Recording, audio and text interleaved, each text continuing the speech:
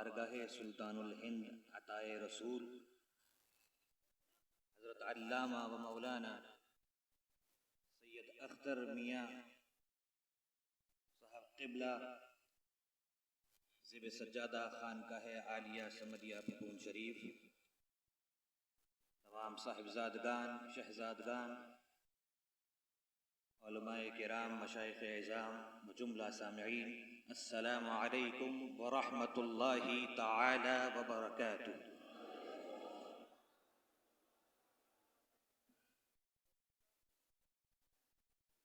الحمد للہ المجید المعین القادر المقتدر القدیر، والصلاة والسلام على السید البشیر النذیر وعلى آلہ وأصحابہ ووارث حالہ الأمین المکین محی الدین ونائب النبی وسلطان الہند معین الملت والدین برحمتک یا ارحم الراحمین، وبعد، اعوذ باللہ العظیم وبوجہہ الکریم وبسلطانہ القدیم من الشیطان الرجیم، بسم اللہ الرحمن الرحیم۔ یؤمنون باللہ والیوم الآخر وَيَأْمُرُونَ بِالْمَعْرُوفِ وَيَنْهَوْنَ عَنِ الْمُنْكَرِ وَيُصَارِعُونَ فِي الْخَيْرَاتِ وَأُولَئِكَ مِنَ الصَّالِحِينَ۔ صدق اللہ مولانا العظیم، وبلغنا رسولہ النبی الامین المتین الکریم، ونحن على ذلك لمن الشاہدین والشاکرین، والحمد للہ رب العالمین۔ قال اللہ تبارک و تعالی فی شان حبیبہ الکریم، ان اللہ وملائکتہ یصلون علی النبی یا ایہا الذین آمنوا صلوا علیہ وسلموا تسلیما۔ اللہم صل علی سیدنا وشفینا ونبینا ومولانا محمد معدن الجود والکرم، منبع العلم والحلم والحکم، وعلى آلہ واصحابہ اجمعین۔ بگرداب بلا افتاد کشتی، ضعیفان شکستہ رات پشتی، بحق خواجہ عثمان ہارونی مدد کن یا معین الدین چشتی، مدد کن یا معین الدین چشتی۔ حضرات محترم، اللہ تبارک و تعالیٰ کا بے شمار فضل و احسان کہ اس نے ہم سب کو ایسے بزرگوں کی بارگاہ میں حاضری کا شرف بخشا۔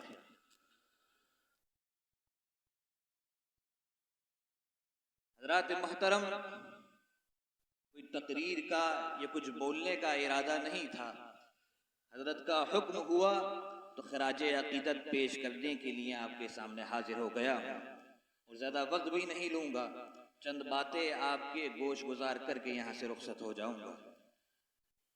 حضرات گرامی، اللہ رب العزت نے اپنے کلام مجید میں ارشاد فرما دیا، جس آیت مبارکہ کو میں نے ابھی آپ کے سامنے پڑھنے کا شرف حاصل کیا، اللہ تبارک و تعالی اس میں ارشاد فرماتا ہے، یؤمنون باللہ والیوم الآخر، کہ وہ لوگ اللہ پر اور یوم آخرت پر ایمان رکھتے ہیں، یأمرون بالمعروف وینہون عن المنکر، اور وہ لوگ اچھائی کے کاموں کا، بھلائی کے کاموں کا حکم دیتے ہیں اور برائی سے اور منہیات سے روکتے ہیں، وَيُصَارِعُونَ فِي الْخَيْرَاتِ، اور یہ لوگ اچھائی کے کاموں میں، بھلائی کے کاموں میں جلدی کرتے ہیں، تیزی کرتے ہیں، وَأُولَئِكَ مِنَ الصَّالِحِينَ، اور یہی لوگ نیکوکار ہیں، یہی لوگ میرے برگزیدہ بندے ہیں۔ حضرات محترم، جب اس آیت مبارکہ کا پڑھنے کا میں نے شرف حاصل کیا، جب اس کی تفسیر میں نے غور و فکر کیا، ایک بات مجھے یہاں معلوم ہو گئی کہ وہ لوگ جن کو اللہ تعالی یہاں موصوف بنا رہا ہے کہ ان لوگوں نے وہ اللہ پر یوم آخرت پر ایمان لائے، تو محض وہ اللہ پر اور یوم آخرت پر ایمان لانے سے مسلمان نہیں ہو سکتے ہیں۔ وہ لوگ فقط اللہ کو ایک ماننے کے ساتھ مسلمان مومنین نہیں کہلا سکتے ہیں، بلکہ انہیں اللہ کے حبیب پر، رسول اللہ صلی اللہ علیہ وسلم پر بھی ایمان لانا ضروری ہے، لازم ہے۔ اور اس آیت پر شاہد یہ جو مفہوم ہے اس آیت میں مخفی ہے، چھپا ہوا ہے، جس پر شاہد قرآن کریم کی دیگر آیات ہیں، جیسا کہ اللہ کریم اپنی پاک کتاب میں ارشاد فرماتا ہے، انما المؤمنون الذین آمنوا باللہ ورسولہ، تو کہیں ارشاد فرماتا ہے والذین آمنوا باللہ ورسولہ، اور نہ صرف اللہ کے رسول پر ایمان لانے کا حکم دیا، بلکہ اپنے حبیب کی اطاعت و اتباع کو اپنی اطاعت و اتباع قرار دیا، اور قرآن مجید میں ارشاد فرما دیا اطیعوا اللہ و اطیعوا الرسول، یعنی معلوم یہ ہوا کہ اللہ کے رسول کی اطاعت و اتباع ہی اللہ کی اطاعت و اتباع ہے۔ کہ نبی کریم صلی اللہ علیہ وسلم جس کام کا حکم فرمائیں وہ کام ہمارے لیے حلال ہے، جائز ہے، اور جس کام سے منع فرمائیں وہ کام ہمارے لیے حرام ہے۔ حضرات محترم، اس آیت مبارکہ کے مفہوم سے ہمیں معلوم یہ ہوتا ہے کہ یہاں بات گویا کہ اللہ رب العزت اپنے دوستوں کی کر رہا ہے، یعنی اپنے ولیوں کی صفات کا تذکرہ کر رہا ہے، اپنے اولیاء کی صفات بیان کر رہا ہے۔ اور اللہ کا شکر و احسان ہے کہ ہم بھی انہی اولیاء اللہ کی بارگاہ میں یہاں موجود ہیں۔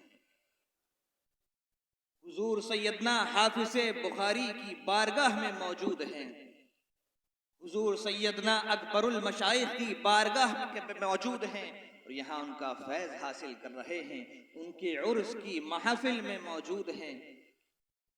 حضرات محترم، کہ ہم نے حضور سیدنا حافظ بخاری کی سوانح حیات کو پڑھا اور ان بزرگان دین سے سنا کہ آپ کی مبارک زندگی کس طرح تھی، کس طرح وہ قرآن و سنت کے پیرائے میں ان کی زندگی ڈھلی ہوئی تھی۔ اسی طرح ان کے جانشین کی اور ان کے جانشین کی بھی زندگی کے بارے میں ہم نے پڑھا، تا اکبر المشائخ کی زندگی کے بارے میں ہم نے دیکھا، پڑھا اور ان بزرگان دین سے سنا، لیکن ہم نے ان بزرگان دین کو اپنی آنکھوں سے دیکھا نہیں تھا۔ تو حضرات محترم، یہ پریشان ہونے والی بات ہرگز نہیں ہے۔ ان تمام بزرگان دین، ان تمام اکابر چشت کی اگر صفات کا خزینہ دیکھنا ہے تو حضور صاحب سجادہ کی صفات کو، ان کے اعمال کو دیکھ لیا جائے۔ حضرات محترم، آپ کی مبارک زندگی کو دیکھتے ہوئے، آپ کے پیارے اخلاق کو دیکھتے ہوئے مجھے سلطان الہند عطائے رسول خواجہ خواجگاہ حضرت خواجہ معین الدین حسن چشتی سنجری ثم اجمیری کا وہی مبارک قول یاد آتا ہے کہ اگر اللہ کے دوستوں کی پہچان کرنی ہے تو ان میں یہ 3 باتیں ضرور دیکھ لینا. اگر اللہ کے ولیوں کو پہچاننا ہے تو ان میں یہ 3 باتیں بغور دیکھ لینا. نمبر 1، دریا جیسی سخاوت. کہ دریا یہ نہیں دیکھتا کہ اس سے سیراب ہونے والا جانور ہے یا انسان ہے، اس سے سیراب ہونے والا کالا ہے یا گورا ہے، اس سے سیراب ہونے والا مالدار ہے یا غریب ہے، فقیر ہے، وہ سب کو ایک ہی طرح سیراب کر رہا ہے. حضرات محترم، کل جب میں آستانے شریف پر حضور صاحب سجادہ کی بارگاہ میں بیٹھا ہوا تھا تو وہاں چند لوگ آئے. کچھ ان میں سے فائنینشلی طور پر مضبوط تھے. حضور صاحب سجادہ کے ملنے کے طریقے پر میں نے غور کیا کہ آپ ان سے کس طرح مل رہے ہیں، کس طرح مصافحہ کر رہے ہیں. تو جب میں نے غور کیا، اس کے بعد جب آپ کے پاس خستہ حال بھی آپ کی بارگاہ میں آتا ہے آپ سے ملاقات کرنے کے لیے، مصافحہ کرنے کے لیے، آپ کا میں نے مصافحہ اس غریب کے ساتھ بھی دیکھا. تو جب میں نے دونوں کو ملا کر دیکھا تو مجھے واللہ کوئی فرق نظر نہیں آیا. واللہ میں حلفیہ آپ سے یہ بات کہہ رہا ہوں کہ مجھے کوئی فرق نظر نہیں آیا کہ جب کسی کی کوئی ضرورت حضور صاحب سجادہ سے کوئی بھی ضرورت پیش آ رہی ہے تو حضور صاحب سجادہ اس امیر کے ساتھ بھی اسی طرح کھڑے، اس غریب کے ساتھ بھی اسی طرح کھڑے ہوئے ہیں جس طرح اس امیر کے ساتھ کھڑے ہوئے ہیں.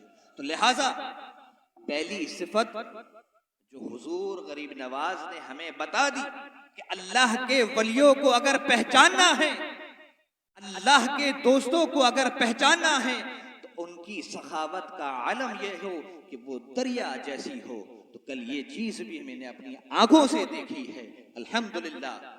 دوسری صفت جو حضور غریب نواز نے فرمائی، شفقت آسمان کی طرح ہو. سبحان اللہ.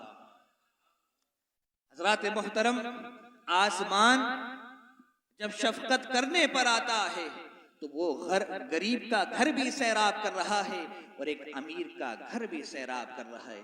بلا تفریق ہر ایک کو دھوپ بھی پہنچ رہی ہے، ہر ایک کو بارش بھی پہنچ رہی ہے اور موسم بھی ہر طرح سے سر انداز ہو رہے ہیں.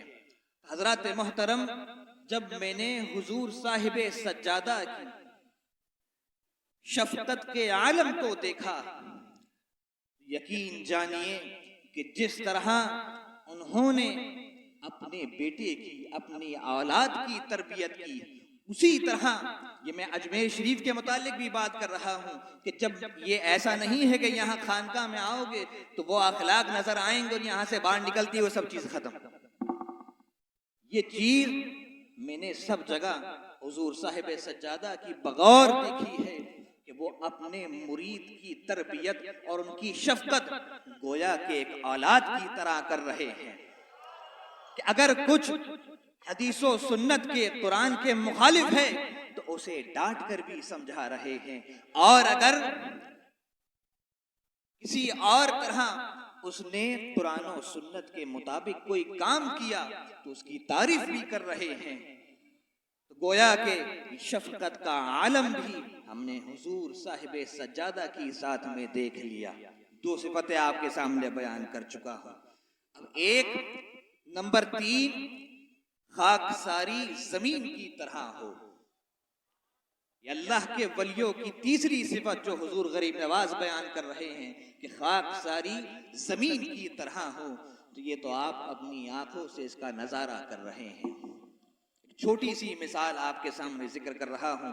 میں ایک طالب علم ہوں، عمر میں بھی چھوٹا ہوں، بہت سی چیزوں میں حضرت سے بہت چھوٹا ہوں، اور ایک لحاظ سے اگر دیکھا جائے تو نسبت میں بھی چھوٹا ہوں.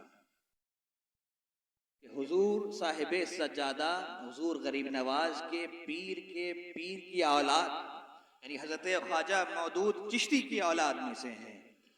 اور جب کل میں محفل میں آیا، جب حاضر ہوا بارگاہ میں، تو آپ نے دیکھا کہ حضور صاحب سجادہ مجھے اٹھ کر نظر پیش کرنے لگے. تو یہ زمین کی طرح انکساری کا عالم ہے. اور مزید مثال میں آپ کے سامنے گوش گزار کر کے یہاں سے رخصت ہو جاؤں گا. میں نے خدا کی قسم کسی خانقاہ کو بارگاہ مولا اجمیر شریف میں جس طرح خانوادہ سمدیہ بھپون شریف کے شہزادگان سجادگان تشریف لاتے ہیں، اس طرح سے میں نے کسی خانقاہ کے فرد کو آتا نہیں دیکھا ہے. سبحان اللہ.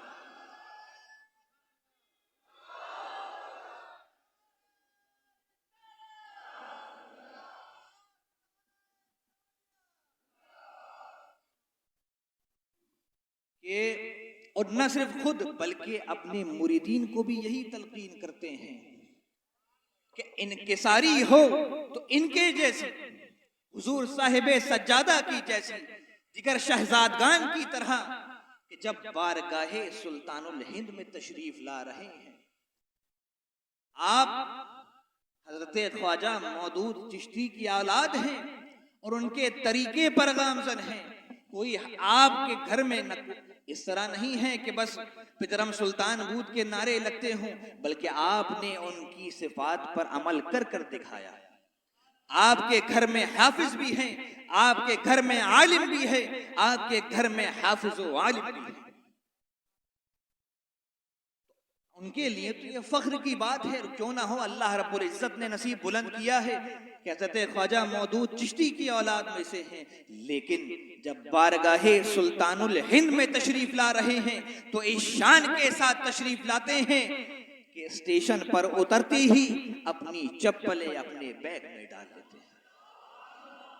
مجھے بتائیے کون سا خانوادہ ایسا ہے جو اپنے بزرگوں کا اس طرح سے ادب کرتا ہو.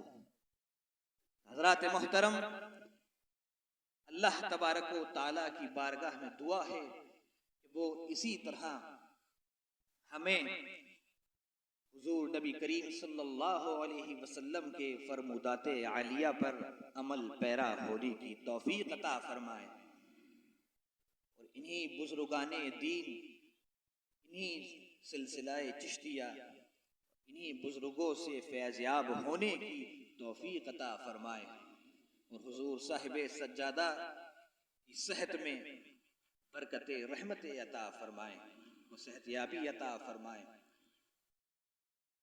وآخر الدعوانا عن الحمد للہ رب العالمین وما علینا الا البلاغ والسلام.